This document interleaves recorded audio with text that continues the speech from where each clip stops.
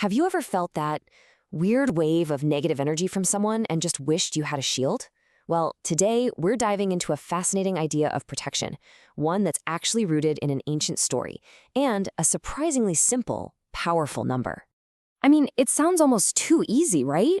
The idea that just a movement of your hand could somehow act as a defense against bad intentions? But that's the big question we're looking into today. And the answer? Well, it's hidden inside this incredible story of family, fear, and a split-second instinct. So, our story kicks off thousands of years ago with a super tense family reunion on the horizon. And this isn't just any family drama. We're talking about two brothers whose history is just filled with conflict and, betrayal. Okay, so on one side, you've got the patriarch Jacob. He's about to come face to face with his estranged twin brother, Esau. Now, years before this, Jacob had tricked Esau out of his birthright and his blessing. A huge deal. So now, as Jacob's heading home, he is absolutely terrified. He's heard that Esau's coming to meet him with 400 men, and, he's pretty much expecting the worst. So try to picture the scene, right? The hot desert sun, dust everywhere, and just this palpable tension hanging in the air.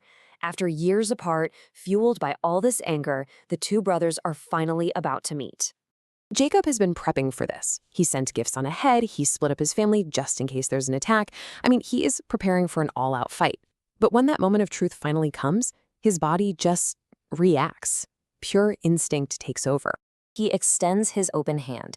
But here's the thing. This wasn't a, hey, how's it going kind of gesture. Not a greeting, not a surrender. According to ancient interpretations, this was an act of defense. It was a shield he put up at the very last second. And what happened next is wild. Esau, instead of attacking, runs to Jacob and embraces him. The conflict he feared, it was just neutralized. But what was it about that open hand? Why was that specific gesture in that moment so incredibly powerful? Okay, so the secret isn't just in the gesture itself, but in what it represents. The key to unlocking this whole ancient form of protection, it lies in a single number, symbolized by the 5 fingers on that outstretched hand. The number 5, it's a number that pops up in so many spiritual traditions. It often represents humanity, the 5 senses, balance. But in this story, symbolized by those 5 fingers, it becomes a channel for a really unique kind of protective power.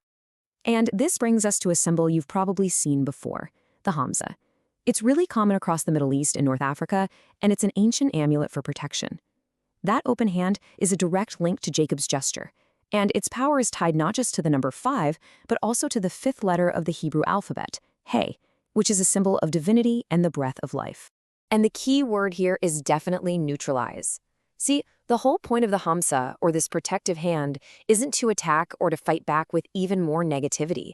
It's to make that incoming bad energy totally powerless, to just stop it dead in its tracks.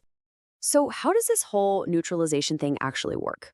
Well, the best way to think about it is like an energetic boomerang. It's a really simple idea, but it's also incredibly powerful. Let's break it down. So first, some kind of negative energy, call it a curse, ill will, what people often call the evil eye, it's sent your way. Second, that symbolic open hand acts like a shield, a spiritual stop sign. It doesn't absorb the energy. And third, because that energy has nowhere else to go, it gets deflected instantly, right back to where it came from. So how does this ancient story apply to us, today? It's really all about conscious intention. It's about creating an energetic shield against the negativity we all run into, whether that's gossip or jealousy or just a bad vibe from someone. But the most important part is that it's about neutralizing, not escalating the situation. And that right there is probably the most important takeaway, the power of the number 5. The Hamsa, that outstretched hand. It's all a metaphor for setting up a healthy boundary. It's like a declaration that just says, your negativity stops right here. It's not welcome, and it's going to be returned to sender. And that kind of leaves us with a final thought to chew on. If an ancient gesture can symbolize neutralizing bad intentions, what other kinds of negative energy, like stress or self-doubt or even public criticism, could we learn to neutralize in our own lives? Not by fighting it, but by simply putting up a hand and creating that boundary.